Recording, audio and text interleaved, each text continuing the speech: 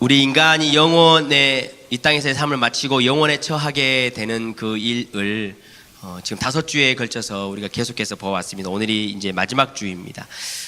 우리 이 땅에서의 우리가 아까 찬양도 드렸지만 풍파많은 이 땅에서의 삶이 이제 시작이 되었는데 이 삶이 이제 실제적으로 끝나게 되는 그 마지막에 우리 신자들의 삶이 어디서 드디어 마무리가 되는가 라는 이야기를 오늘 우리가 함께 나눌 것입니다. 지난주에까지도 이제 보시면 모든 육체가 부활을 하고 하나님의 심판대 앞에 서기에 합당한 몸으로 변화를 받고 하나님 앞에 심판을 받지요. 그래서 악한 자들은 영벌에 쫓겨나는 것이고 의인들은 하나님께서 예비해 놓으신 하나님 나라와 그 상급들을 상속받는다라는 이야기까지 여러분 우리가 그 이야기를 나누었습니다. 이제 예수님께서 이렇게 선고를 재판장에서 선고를 하시면 또 한 가지가 이제 남았습니다. 우리의 영혼이 정말로 마지막을 맞게 되는 한 가지 과정이 남았는데 그것이 바로 선고했던 그 말씀이 그대로 실행되는 것입니다. 하나님께서 선고하시는 것에서 멈추지 아니하고 그 일들을 즉각적으로 시행을 하셨습니다. 그래서 재판이 끝나고 나면 먼저 악인들이 여러분 영벌에 처해지는 일이 일어납니다. 성경에 이렇게 기록을 합니다. 제가 한번 말씀을 읽어드리겠습니다. 계시록 21장 8절에 보면 그러나 두려워하는 자들과 믿지 아니하는 자들과 흉악한 자들과 살인자들과 음행하는 자들과 점술가들과 우상 숭배자들과 거짓말하는 모든 자들은 불과 유황으로 타는 못에 던져지리니 이것이 둘째 사망이라. 또 한 군데를 더 읽어드리겠습니다. 악인들만이 둘째 사망으로 영원한 불에 떨어지는 것이 아니고 또 있습니다. 마귀와 그 사자들을 위해 예비된 곳 사망과 음부도 불못에 던져지니 이것은 둘째 사망 곧 불못이라 라고 성경 기록합니다. 재판 선고가 떨어지고 나면 이제 마지막으로 악인들 뿐만이 아니고 딱 하늘 위에 있던 사자들과 악한 자들과 마귀들과 그 추정자들 또한 그 죽음 또한 마지막으로 둘째 사망이라는 불못으로 이제 영영한 벌을 받으러 여러분 떠나가게 되어 있습니다. 사람들은 이렇게 이야기를 하지요. 지옥이 어디 있습니까? 라고 질문합니다. 보통 두 가지를 질문을 많이 받습니다. 지옥이 어디 있습니까 도대체?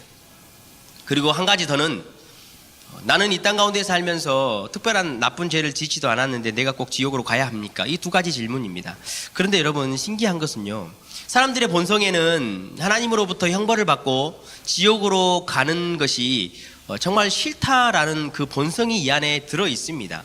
입으로는 지옥이 어디 있어라고 말을 하지만 부인을 하지만 자신들의 본성 속에는 내가 악한 것을 행하면 분명히 지옥의 형벌을 받아야 한다라는 본능이 여기 안에 숨어 있습니다. 그것을 어떻게 확인할 수 있냐면 여러분 예수를 믿지 않는 사람에게 가서 여러분 죽어서 천국 가십시오 하면 기뻐합니다. 그런데 당신 죽어서 지옥 가세요라고 말하면 굉장히 싫어합니다. 그게 본성적으로 여러분 이 안에 지옥이라는 그것이 숨어 있다라는 것이에요. 자기가 입술로 거부를 하듯이 지옥이 어디 있어라고 말하면 당신 지옥 가세요 그러면 아무런 반응이 있지 않아야 정상인데 본능 속에는 여러분 그것이 숨어 있다라는 것입니다. 그래서 그 사람들이 질문을 할 때 지옥이 어디 있습니까? 라고 질문을 하는 것은 그렇기 때문에 자신들의 양심에 맞지가 않습니다. 왜? 자신들의 본성 속에 이미 이 두려운 지옥이라는 것이 숨어 있다라는 것을 안다면 지옥이 어디 있습니까? 라는 질문보다는 그들이 오히려 그렇다면 내가 그 지옥에서 어떻게 벗어날 수 있을까요? 라고 질문을 던져야 여러분 더 양심적이고 정상인 것이지요. 그런데 그 사람들은 그냥 아직까지 예수가 없는 사람은 그것을 부인하고 싶을 뿐이라는 것이죠. 선한 일을 내가 이 땅에서 나름대로 했고 그렇게 영원토록 지옥의 형벌을 받아야 할 만한 죄를 짓지도 않았는데 내가 왜 지옥을 가야 하냐라고 이야기를 하지만 여러분 제가 과거에 한번 이야기를 나누었듯이 죄라는 것은 그것을 범한 대상자가 누구냐에 따라서 천차만별로 여러분 달라지게 되어 있습니다. 예를 들어서 그때도 제가 한번 설명을 드렸지요. 여러분이 만약에 식당에 의자에 가서 마음대로 앉는다면 그 죄는 그렇게 무겁지 않습니다. 그렇지만 여러분이 만약에 청와대에 몰래 들어가서 대통령 자리에 여러분이 몰래 앉는다면 그 죄는 나라를 전복시키는 죄이지요. 죄질이 차이가 많이 난다는 것입니다. 우리가 죄를 짓는 것 여러분 한번 생각해 보십시오. 내 기준에서는 내가 그렇게 큰 죄를 지지 않았다라고 생각을 하지만 하나님 입장에서는 그것이 아닙니다. 왜냐하면 거룩하시고 영광 되시는 그 하나님을 무시했고 하나님을 저주하는 죄를 지었기 때문에 그것이 하나님 앞에서는 엄청나게 여러분 크다라는 사실입니다. 우리는 그것이 그렇게 크지 않다라고 생각하지만 임금의 자리에 앉은 사람과 식당의 의자에 앉는 사람은 여러분 차이가 엄청나게 되어 있습니다. 이제 이렇게 악인들이 여러분 다 처벌을 먼저 받습니다. 악인들은 영벌로 다 쫓겨나고 죽음과 마귀와 사탄도 이제 마지막 때가 되면 깨끗이 정리가 됩니다. 이제 이렇게 되고 나면 우리 신자들은 보통 이렇게 이제 생각을 합니다. 여러분도 그렇고 저도 그랬었고 이제 악인들은 저기 땅 밑에 어딘가에 있을 지옥으로 들어가고 우리가 지금까지 살아왔던 이 세상은 다 파괴되고 불에 타가지고 싹 다 사라져버리고 우리 의인들은 저기 멀리 하늘 어딘가에 걸려있는 것 같은 하나님 나라로 들어갈 것이야 라는 우리 생각을 기본적으로 많이 합니다. 여러분도 기본적으로 천국 그러면 저기 멀리 어딘가에 있겠지, 그리고 마지막 때가 되면 우리가 땅을 밟고 사는 이 땅이 싹 다 멸망해서 없어져 버리고 우리는 저쪽으로 올라가겠지라는 기본적으로 그런 생각들을 가지고 있습니다. 그런 그림들을 우리가 마지막 때의 모습을 그리지요. 그런데 성경을 여러분 읽어보면 성경은 그런 우리의 생각과는 조금 다른 모습을 우리에게 가르쳐 줍니다. 그러니까 우리가 생각하고 있는 그 하나님 나라, 그 천국, 우리가 영원히 이제 들어가서 하나님께 예비된 자리에서 사는 것이 우리가 생각하는 것과 조금 다른 모습을 성경이 우리에게 가르쳐 줍니다. 그래서 오늘 우리가 성경에서 이제 우리가 영원토록 마지막에 살아가야 할 하나님 나라, 그 천국, 그것이 어디에서 어떻게 이루어져 갈 것인가 라는 것을 마지막으로 우리가 이야기를 나누고 우리의 영혼의 삶에 대한 모든 이야기를 성경의 가르침을 오늘 그렇게 마쳤으면 좋겠습니다. 여러분, 천국과 지옥이 어디 있습니까? 질문을 다시 바꿔봐야 될 것 같습니다. 천국과 지옥은 어떤 삶일까요? 이 땅 가운데서 여러분 천국과 지옥을 맛볼 수 있습니까? 저의 대답은 그렇다라는 것입니다. 이 땅에서 여러분 천국과 지옥을 맛볼 수 있습니다. 우리가 진짜 천국과 진짜 지옥이 어떤 것인지 알지 못하지만 하나님께서는 분명히 이 땅 가운데 살아가면서 천국과 지옥이 어떤 모습일 것이라는 것을 맛볼 수 있도록 우리로 이 땅 가운데 살게 하셨습니다.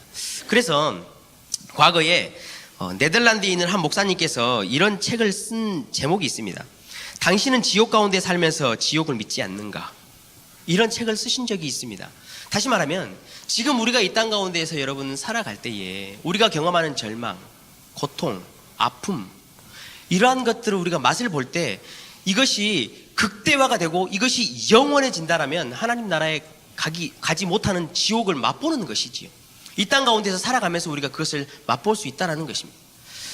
과거에 제가 뉴스를 보면서 이런 뉴스를 한번 접한 적이 있습니다. 한국에 한 목사님께서 젊은이 사역을 했습니다. 젊은이들의 집회를 많이 했지요. 코스타 같은 집회입니다. 한국에 있는 집회입니다. 굉장히 성황리가 됐고 젊은 청년들이 굉장히 많이 모입니다. 해마다 그 행사를 하고 집회를 하면 그 담당 디렉터 하시는 목사님이 그 청년들 중에 한 명이 미성년자와 오랜 기간 동안 여행을 다니면서 성관계를 하는 그런 목사님이 계셨습니다. 오랜 기간이었습니다. 그렇게 관계를 가지고 그런 여행도 다니고 그 미성년자 여자아이와 그렇게 다니면서도 강단에 서서 아무렇지 않게 그 집회를 인도하고 무릎을 꿇고 기도를 하고 하나님 앞에 이 아이들을 돌봐주세요, 사랑해주세요, 설교를 하고 이런 뉴스를 제가 접한 적이 있습니다. 여러분, 이것이 지옥입니다. 마음이 얼마나 괴로웠는지 몰라요. 이것이 지옥입니다, 여러분. 이것이 지옥이에요. 하나님 나라에 가지 못하고 이제 영원한 삶으로 들어가면 지옥에 불러가면 더 험한 일을 당하겠죠. 더 극도의 고통이 있는 것이겠죠. 하지만 그 지옥을 하나님께서는 이 땅 가운데서 맛보게 하셨습니다, 우리로. 그래서 어떻게 해서든지 하나님의 심판과 하나님의 것들을 피할 수 있으면 피해라라는 것이죠. 여러분, 반대로 천국 또한 우리가 이 땅 가운데서 맛볼 수 있습니다.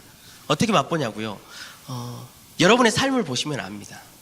여러분이 구원받았고 내가 하나님의 자녀가 되었고 다시 태어난 자가 되었다면 여러분의 삶 가운데 있는 그 삶을 보면 천국이 이런 것이구나라는 것을 여러분 맛볼 수 있습니다. 왜냐하면 성경은 천국이 여기 있다 저기 있다 말하는 것이 아니고 천국은 어디 있습니까?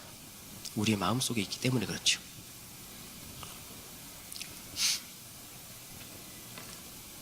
예수님이 이 땅 가운데 처음으로 2000년 전에 오시면서 이 땅 가운데서 하나님 나라 천국이 이 땅 가운데서 여러분 이미 시작이 되었습니다. 그래서 그 천국이 우리 마음에 있으면서 하나님께서는 이 땅을 하루하루를 살아가면서 신자로서 하나님과 교제하고 하나님의 은혜를 받고 찬양하고 기도하면서 이것이 천국이구나, 이 맛이 천국이구나, 비록 그것이 완벽하지는 않더라도 이것이 정말로 내가 맛볼 수 있는 천국이구나, 이 다음에 내가 하나님 나라로 들어가서 영원히 하나님과 새하늘과 새 땅에서 살아간다면 이런 것을 영원히 해야 된다니까 얼마나 기쁨이 넘칩니까? 얼마나 소망이 넘치겠습니까? 이것을 맛볼 수 있게 하나님께서 우리에게 여러분 장치를 주셨다는 것입니다. 물론 지금 이 땅에서는 말씀드렸지만 지옥을 맛볼 수 있는 삶과 천국을 맛볼 수 있는 삶이 여러분 공존합니다. 그래서 완전하게 맛볼 수는 없지만 그것을 맛을 본 사람은 이제 영원히 하나님 나라에서 펼쳐질 그 새 하늘과 새 땅의 아름다움을 이 땅 가운데서 여러분 그렇게 사모할 수 있다라는 것이죠. 하나님의 나라는 그래서 예수님께서 이 땅 가운데 여러분 오시면서 2000년 전에부터 이미 하나님 나라는 이 땅 가운데서 여러분 시작이 되었습니다. 여러분 마음 가운데서 시작이 되었습니다. 거듭난 자들의 삶 가운데에서 하나님의 나라 영원한 천국은 여러분 이미 시작이 되었습니다. 하나님의 나라가 하나님 목사님 어떤 것이지요? 천국의 삶이 어떤 것인지요? 라고 저에게 물어보시지 마시고 여러분의 삶을 한번 돌아보시면 그 안에 주시는 하나님의 은혜, 그것을 맛볼 때 그것이 곧 천국이라는 것입니다. 이제 예수님께서 초림에 오셨을 때를 넘어서서 이제 예수님께서 다시 오시면 이 땅 가운데 완전한 하나님의 나라, 완전한 천국이 여러분 다시 시작될 것입니다. 우리가 그렇게 바라고 고대하던 그 하나님의 나라가 이 땅 가운데 다시 시작이 된다는 것이죠. 오늘 우리가 어머니의 은혜를 찬양했던 것처럼 풍파많은 세상 가운데 이렇게 함께 살다가 영원한 생명수가 흐르는 곳에서 함께 만나서 길이 같이 살자, 이렇게 아까 오전에 카네이션을 나눠주면서 제가 뒤에 서서 가만히 보니까 한 권사님께서 더 나이 연로하신 권사님에게 카네이션을 달아드리면서 한 인사가 있었어요. 마음에 갑자기 감동이 왔어요. 그게 무슨 인사였냐면, 권사님 우리 다음에 천국에서도 다시 만납시다, 이렇게 인사를 하시면서 카네이션을 달아드리는 모습을 보았어요. 우리가 그렇게 이제 교회 공동체가 이 땅 가운데서 이렇게 아름답게 서로 교제하며 카네이션을 달아주고 서로 음식을 나누고 떡을 떼며 하다가 마지막 때가 되면 이제 하나님 나라에 영원히 우리가 함께 가는 것입니다. 이 땅 가운데 그래도 여러분 살다가 보면 하나님 나라가 예수님이 재림이 너무나 늦어지는 것 같지요. 악은 더 성행하는 것 같고 악은 더 세력이 있는 것 같고 신자들의 삶은 더 고통이 넘치는 것 같고, 그래서 매일매일 우리는 하나님 마라나타 예수님 어서 오시옵소서라고 항상 노래를 부르며 찬양을 하며 살아갑니다. 예수님이 오실 날이 너무나 멀리 있어서 요원한 것처럼 보입니다. 그런데 여러분 오늘 본문에 베드로 사도가 예수님께서 다시 그렇게 늦게 오시는 이유가 있다라고 말을 합니다. 오늘 뭐라고 말씀하셨는지 우리 한번 보겠습니다. 9절을 한번 같이 읽어볼까요? 9절 읽겠습니다. 9절 시작.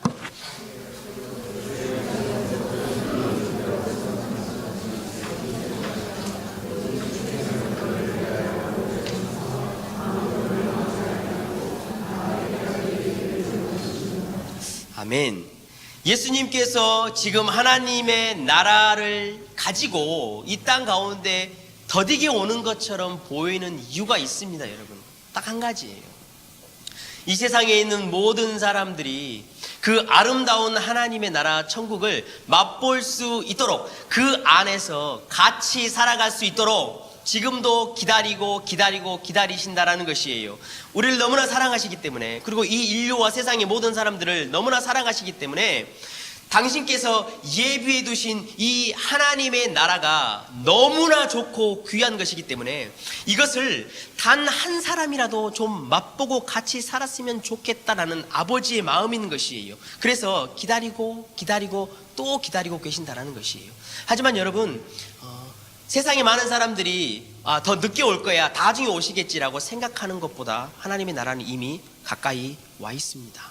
이런 그것들을 항상 우리가 기억하면서 우리 금요일날 말씀을 나눴던 것처럼 우리가 어떻게든지 장사를 열심히 해서 한 사람이라도, 여러분의 한 가족이라도, 여러분의 한 친척이라도 그 아름답고 귀한 하나님의 나라를 맛볼 수 있도록 그렇게 우리가 장사를 열심히 하는 저와 여러분이 되시기를 주님의 이름으로 간절히 축원합니다. 이제 예수님이 이 땅 가운데 오셔서 심판을 하시고 악한 것들이 다 여러분 쫓겨납니다. 악한 사람들도 다 쫓겨나고 사단도 심판 때 받아서 다 떠나갑니다. 예수 그리스도의 재림하기 이전에 바로 직전에 무적행위에서 풀려난 사단이 나와서 아주 교회와 신자들을 엄청나게 강하게 더 핍박을 하지요. 그 핍박받은 사단과 죽음과 이 사망과 모든 것들이 싹 다 쓰러져서 깨끗하게 여러분 불구덩이로 정리가 되어 들어갑니다. 이렇게 기록을 합니다. 요한계시록 20장 7절에서 10절 내용을 보면 이렇게 되어 있습니다. 불이 내려와 가지고 사단과 사망과 악한 마귀와 귀신들을 싹 다 태워서 유황 불못에 던져버린다라고 이야기를 합니다. 이제 악한 것들이 여러분 싹 다 사라졌습니다. 죽음도 사라지고 사망도 사라지고 사단도 사라지고 그 귀신들도 싹 다 사라졌습니다.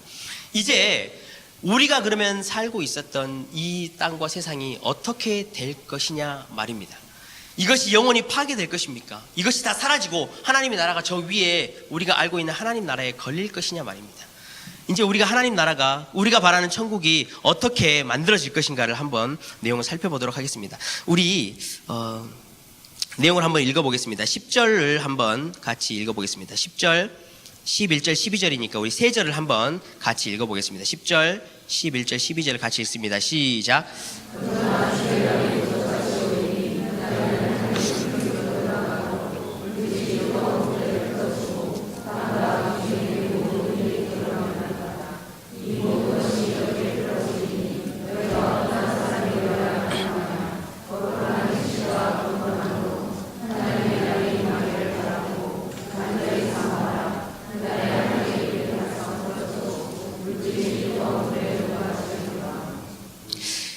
예수님이 오셔서 1차 심판으로 악한 자들 다 쫓아내고 나면 이제 무슨 일이 벌어질까를 지금 베드로 사도가 우리가 알만하게 참 구체적으로 잘 기록을 해줬습니다. 하늘이 큰 소리로 떠나가고 물질이 뜨거운 불에 풀어지고 땅과 그 중에 있는 모든 일들이 드러날 것이다 라고 이야기를 했습니다. 이제 우리가 이것을 잘 이해를 해야 합니다. 어떻게 지금 하시겠다라는 것인지. 여러분, 하늘이 큰 소리로 떠나간다, 사라진다라는 이야기입니다. 이게 무슨 모양이냐면요, 예수님이 부활하시고 나서 세마포를 남겨두고 예수님의 몸이 빠져나왔잖아요. 지금 이런 모습하고 똑같습니다. 우리가 지금 보고 있는 이 하늘이 완전히 멸망되고 사라지는 것이 아니고 그 어떤 것이 쑥 빠져나와가지고 사라진다라는 겁니다. 지금 그 이야기를 하고 있는 것이지요. 하늘이 큰 소리로 떠나간다라는 겁니다. 물질이 뜨거운 불에 풀어진다라는 것은 무엇이냐면 이렇게 여러분 생각하시면 됩니다. 여러분이 어떤 철 기둥에다가 끈을 칭칭 묶어놨다라고 생각을 해보십시오. 이렇게. 그러면 거기다가 뜨거운 불을 딱 태우면 이 끈이 어떻게 되나요? 다 타지요. 끈은 다 타버리고 뭐만 남지요? 기둥만 남습니다. 지금 이 모습을 우리에게 말하는 것입니다. 이 자연과 우리가 살고 밟고 있는 이 땅과 이 모든 것들을 칭칭 묶고 있었던 더러운 것과 깨끗하지 못한 것들이 하나님의 불로 깨끗하게 다 정화를 해가지고 싹 다 태워버린다라는 의미입니다. 기존에 있던 땅과 하늘과 나무와 이런 것들이 완전히 사라져서 없어지는 것이 아니고 땅과 하늘과 나무에 묶여 있었던 이 악하고 더럽고 정화되지 못한 것들이 불로 딱 태우니까 깨끗하게 태워져서 없어져 버린다는 것을 지금 성경이 이야기를 하고 있습니다. 그러고 나서 땅과 그 중에 있는 모든 일들이 드러난다는 것입니다. 그러고 나면 싹 다 악한 것과 정화되지 못한 것들을 깨끗하게 불로 정화시키고 나면 진짜로 우리가 땅에서 원래 갖고 있었던 그 일들이 드러나게 된다라고 지금 성경이 이야기를 합니다. 베드로 사도만 그렇게 이야기한 것이 아니고 요한계시록 20장 11절에도 보면 이렇게 이야기합니다. 땅과 하늘이 피하여 간데 없어지는 것처럼 된다라고 말합니다. 땅과 하늘이 멸망되고 파괴되고 산과 들들이 없어지는 것이 아닙니다. 여러분, 이것들이 그냥 피하여 간다라고 설명을 합니다. 다시 말해서 이 안에 있던 깨끗하지 못하고 정화되지 못하였던 것들이 하나님의 불, 성령의 불로 깨끗하게 정화를 시켜서 더러운 것들을 싹 다 태워서 없애고 나머지 것들은 이 땅에 남는다라는 지금 이야기를 베드로 사도가 여러분 하고 있는 것입니다.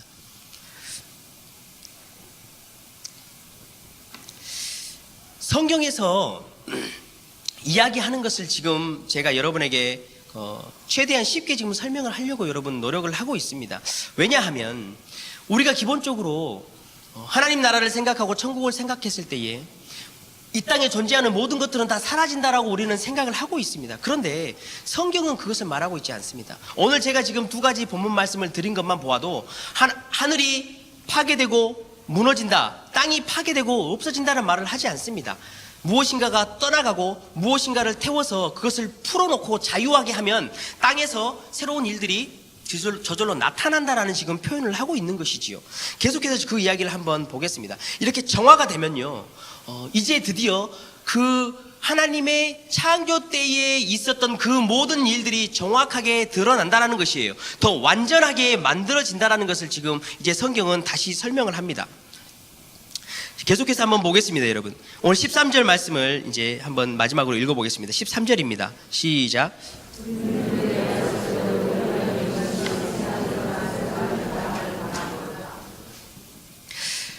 새 하늘과 새 땅을 바라본다라고 성경 이야기를 합니다. 여러분 한번 생각을 해보십시오. 우리 인간이 하나님 앞에 구원을 받으면 우리 인간이 그래서 구원을 받고 몸이 부활할 때 우리의 몸이 완전히 사라지는 것이 아닙니다. 하나님께서 보라 새 것이 되었도다라고 이야기를 하시는 것이지요.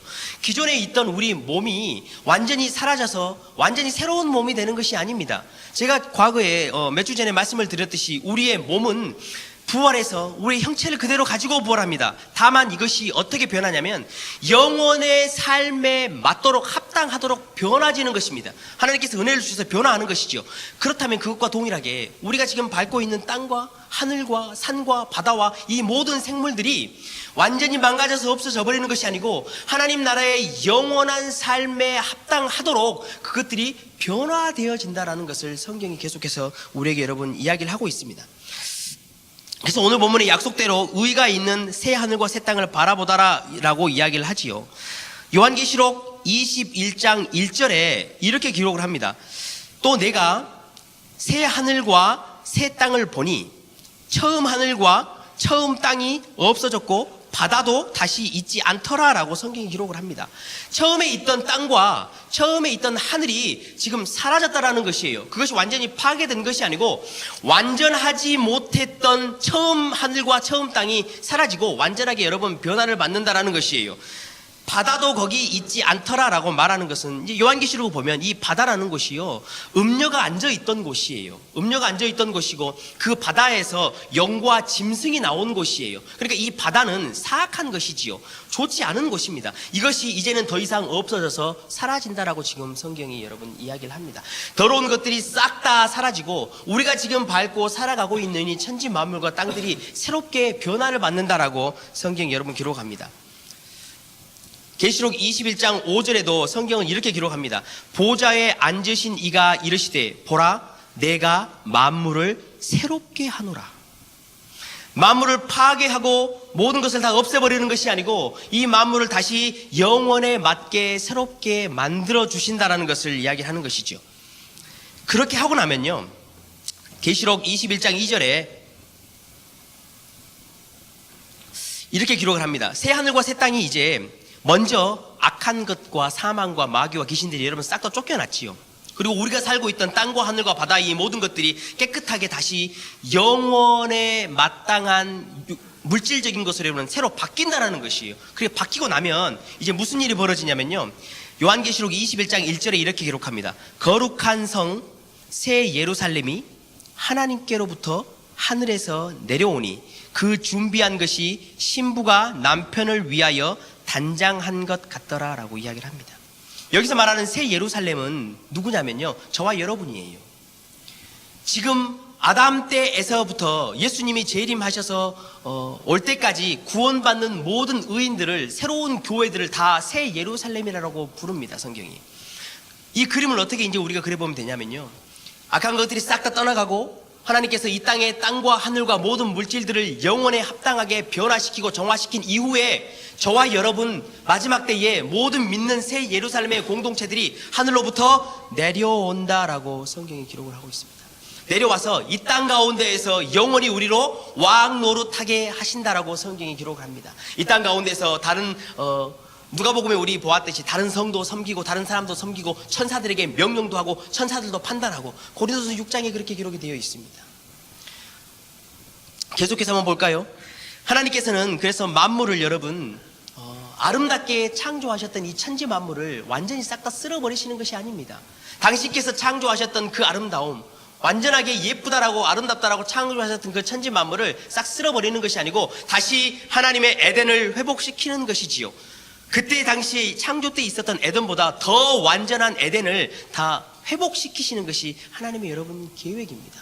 그렇기 때문에 지금 우리가 밟고 있는 땅과 나무와 이 모든 것들을 하나님께서 완전히 없애지지 않으신다라는 성경의 증거입니다. 새롭게 물질적으로 변화를 시키시는 것이죠. 그래서 저와 여러분이 새 예루살렘으로서 이 땅 가운데서 왕 노릇하면서 살아갈 수 있게 여러분 하신다라는 것입니다. 인간의 몸이 변화되는 것도 그렇게 말했습니다. 로마서 8장 22절에 보면요, 그 말이 여러분 정확하게 기록이 되어 있어요. 로마서 8장 22절에 보면 이렇게 기록합니다.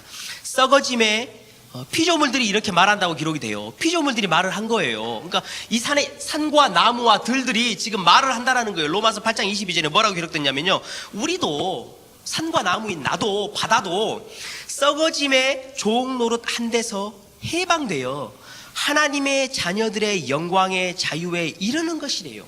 피조물들이 자기가 지금 없어지는 것을 두려워하는 것이 아니고 자기가 이 끈에 찡찡 묶여 있어서 이 지금 멸망의 자녀가 되어 있는 것이 싫다라는 거예요. 그래서 하나님이 불로 묶여있는 피조물들을 불로 딱 태우면요, 피조물들에게 묶여있던 더러운 것들이 싹 다 씻어지면 이제 이 피조물들이 드디어 자유하게 돼서 하나님께서 태초에 창조하셨던 그 아름다움을 회복하고 이것으로 다시 거듭난다라는 이야기를 하고 있어요. 피조물들이 그것을 지금 애타게 기다리고 있는 것이에요. 여러분, 그렇기 때문에 혹여 지나가시다가 꽃이 보이고 나무가 보이면 너무 아름답다고 여러분 꺾지 마세요. 먼지가 있으면 좀 털어서 주시고 그 주변에 쓰레기 많으면 좀 주워도 주시고, 여러분 이것이 신자가 하나님께서 주신 이 땅 가운데서 자연과 만물과 함께 살아가는 신자의 삶의 태도예요, 여러분. 그래서 이 캐나다 같은 데를 보면 그들이 무슨 전통을 가지고 있는지 모르겠지만 자연을 지키려고 애를 쓰는 모습들이 참 부럽기도 하고 성경적인 삶이라는 것을 알 수가 있습니다. 여러분, 그래서 자연과 모든 만물들과 인간이 함께 다니면서 마지막 때가 되면 늑대도 어린 양과 같이 뛰놀고 우리 인생들도 어린 아이가 독사굴에 손을 넣어도 독사가 물지 않는 그런 하나님의 나라가 이 땅 가운데 여러분 펼쳐지는 것이지요. 같이 뛰어다니고 그런 모습을 지금 성경에서 우리에게 증거를 하고 있는 것입니다. 그래서 새 하늘과 새 땅 이렇게 말하는 것은 여러분, 새 하늘과 새 땅에서 이 말하는 이 새 자는요, 완전히 새로운 것을 말하지 않아요. 우리 이거 버리고 새 것을 사자, 갖다 버려버리고 새 것 사자라고 말할 때 이 새 자가 아니에요. 여기서 말하는 새 자는 뭐냐면 이렇게 말하는 것이죠. 운동화를 깨끗이 빨고 나니까 야 봐라 새 것처럼 보이지 말할 때 이 새 자입니다. 헬라어에서 쓰이는 것이 이 새 자를 말을 해요. 완전히 새 것을 다 버려버리고 새 것을 사자라는 그 새 자가 아니라는 것입니다. 그렇기 때문에 하나님께서 이 만물을 그렇게 변화를 시키시고 창조에 맞게 창조보다 더 뛰어나게 모든 것을 다 변화시켜서 이 땅 가운데 새 예루살렘이 내려와서 여러분 함께 살게 하신다라는 것이에요. 찬송가 516장에 보면요, 이렇게 찬양해요. 옳은 길 따르라 의의 길 우리 찬양하지요. 그러면서 후렴구가 이렇게 됩니다. 주 예수의 나라 이 땅에 오겠네 오겠네. 주 예수의 나라 이 땅에 곧 오겠네 오겠네 라고 이렇게 찬양을 합니다. 성경에서 지금 여러분 말하고 있는 새 하늘과 새 땅, 우리가 영원히 가서 살아야 할 새 하늘과 새 땅은 그렇기 때문에 우리가 보고 있고 우리가 알고 있고 우리가 밟고 있고 우리가 마시고 우리가 쓰고 우리가 감동하고 감탄하는 이 천지 모든 만물이 이 땅 가운데 여러분 없어지는 것이 아니고 그대로 하나님의 영광을 그대로 나타날 수 있도록 변화해서 우리가 내려와서 여러분 그 안에서 생활을 한다는 것이에요. 새 것이 된다라는 것이 그래서 하나님께서 다시 리뉴 한다라는 의미의 새 하늘과 여러분 새 땅입니다.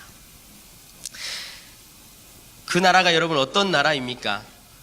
우리가 살아가게 될 이제 새 하늘과 새 땅은 앞서 제가 지금 5주 동안 6주 동안 계속해서 여러분 이야기를 했습니다. 완전한 것이에요.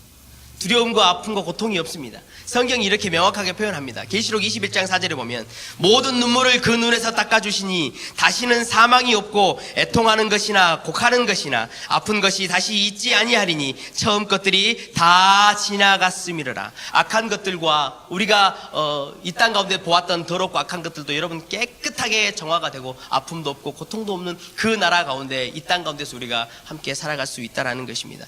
물론 그곳에는 더러움도 없고 부패도 없고 부족함도 없고 연약함도 없고 우리의 생각과 우리의 감정과 모든 의지가 하나님의 뜻에 여러분 정확하게 맞게 되어 있습니다.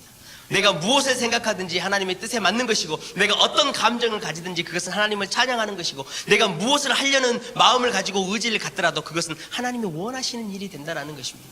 이것이 참으로 아름다운 여러분 하나님의 나라인 것이지요. 그 하나님의 나라는 여러분 승리한 신자들을 환영하는 것입니다. 이 땅 가운데 여러분이 매일매일의 삶을 살면서 하루하루 전투하는 삶을 살 것이고 참으로 힘겨운 나그네의 길을 걸어가는 삶을 살 것이지만 그 나라는 하나님의 나라가 이 땅 가운데 이렇게 새하늘과 새 땅이 임할 때에는 우리는 그 안에서 이제는 더 이상 싸울 필요도 없고 전투에서 승리하는 자를 반갑게 연회를 맞아주는 그 승리의 잔치가 여러분 벌어지는 곳이 그곳입니다. 제가 가장 기대하는 것이 또 한 가지가 있습니다. 우리가 이 땅 가운데 여러분 살아가시다 보면 하나님의 뜻을 알고 하나님의 계획을 알고 하나님의 말씀이 정확히 어떤 의미인지 깨달아가는 것이 참 힘들 때가 여러분 많이 있습니다. 여러분도 그러시지요. 하나님이 내 인생에 대해서 어떤 계획을 갖고 계시는가? 내 자녀에 대해서는 어떤 계획을 갖고 계시는가?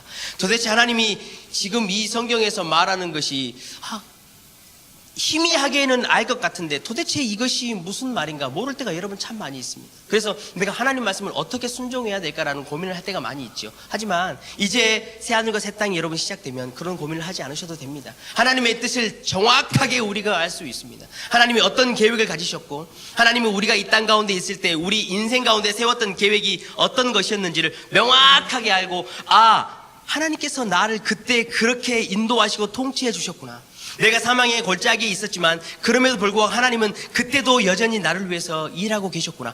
그런 것들을 우리가 다 알고 깨닫게 되고 보게 되기 때문에 하나님 나라에서는 여러분 무엇밖에 없겠어요? 찬양밖에 없는 것이에요. 감사밖에 없는 것이에요. 하나님 나라에는 여러분 소망이 없어요. 하나님 나라에는 믿음도 없어요. 왜냐하면 믿음은 바라는 것들의 실상이고 보지 못한 것들의 증거잖아요. 근데 우리는 이미 그 증거를 하나님 나라 가면 실체를 페이스 투 페이스로 여러분 다 보게 돼요. 그러니까 굳이 믿음이 필요가 없는 것이에요. 소망도 없어요. 소망을 가질 필요가 없어요. 왜? 소망의 실체가 우리 앞에 있기 때문에 그냥 그것을 즐거워하고 찬양하는 것이에요. 그래서 하나님 나라에는 여러분 사랑밖에 없어요. 사랑. 그래서 그 중에 제일이 사랑이라고 성경이 우리에게 가르쳐 주시는 것이에요.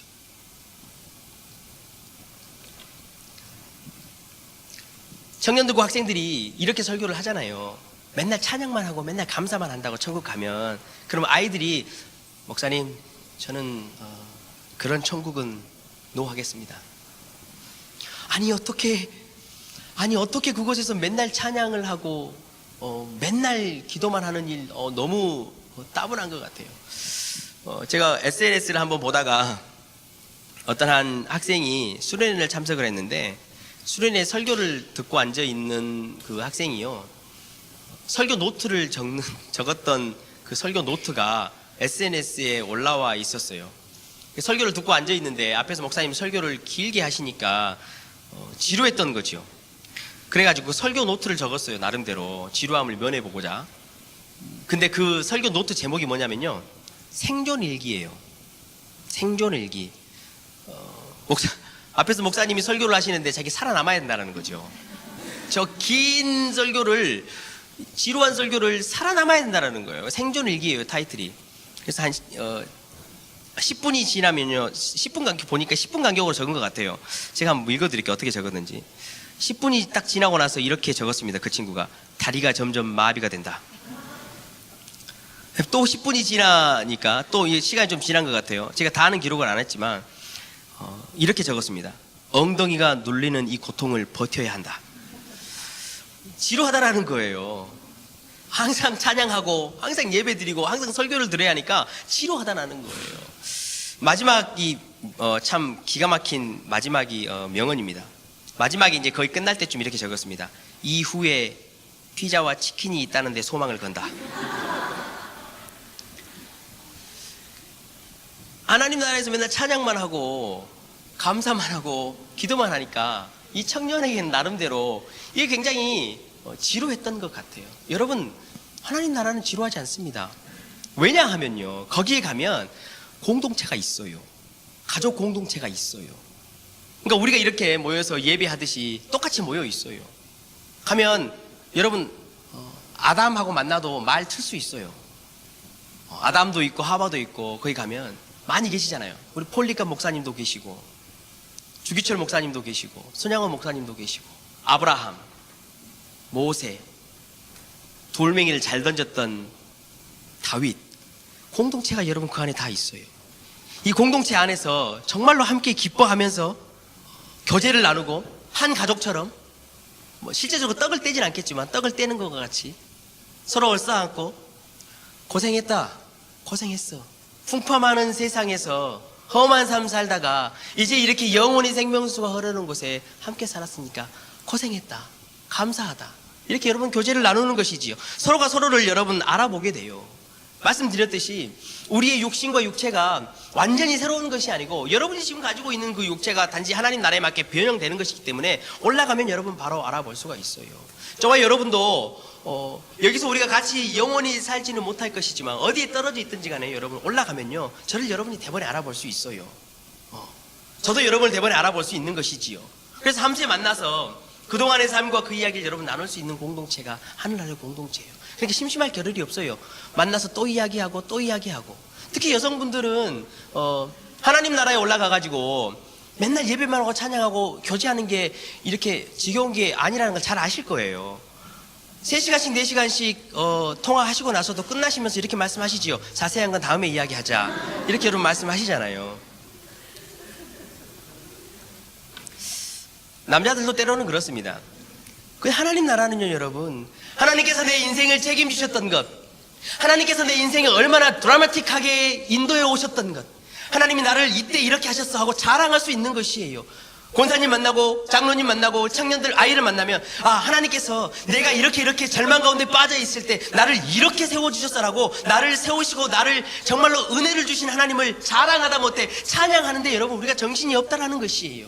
왜냐하면 하나님의 그 지식과 계획하셨던 것을 하나님 나라가 우리가 다 알 수가 있게 되기 때문에 그래요. 사도 바울이 여러분이 이렇게 이야기를 했어요.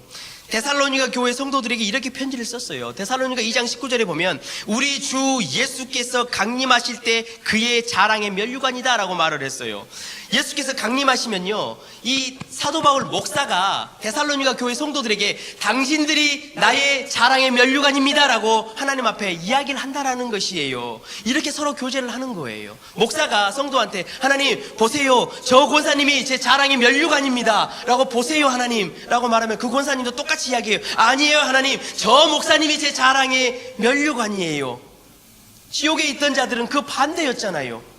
왜 목사님 나에게 생명의 말씀을 전해주지 않았냐고, 왜 그때 나에게 하나님의 심판을 정확히 가르쳐주지 않았어요 라고 서로가 서로를 저주하며 쫓아다니던 그 악한 곳과는 반대로 서로가 이제 하나님 나라에 올라가면 그곳에서 영적인 교제를 나누면서 하나님, 이 성도들 밴쿠버 예수사랑교회에 있는 이 모든 어린아이에서부터 어른애기까지 모든 성도들이 하나님 저의 자랑의 면류관입니다.